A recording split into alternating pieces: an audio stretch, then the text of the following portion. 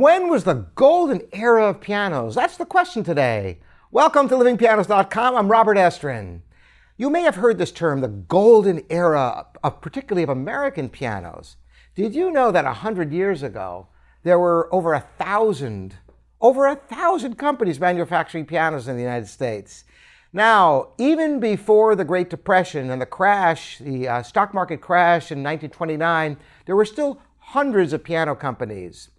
The piano was as ubiquitous in homes as big screen TVs are today, and in no small part by the player piano, which was the first home entertainment system. Indeed, the 1920s, late 1920s, the piano plummeted as radio and phonograph technologies came about. Then, of course, the Great Depression hit, and it hit hard. So the golden era is really before this time, and you could say even before World War II. However, I will say that during the 1930s, there was tremendous attrition of the piano market for the reasons that I just articulated. The Great Depression, as well as the technologies of audio with radio and the phonograph. And yet there were still many companies making fine pianos, and 10 times more new pianos were sold in the United States sometime between the turn of the century and before World War I.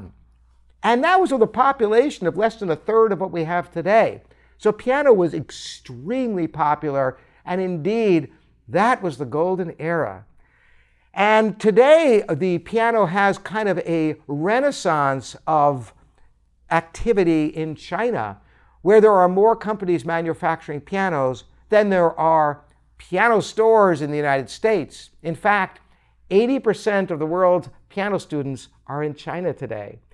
So you've got to be thankful that piano is alive and well, just not in the United States the way it used to be. But of course, there are those of you who love the piano, just as I do, and it will always be alive for us.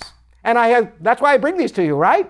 So keep the questions coming in. Again, I'm Robert Estrin here at livingpianos.com, your online piano store.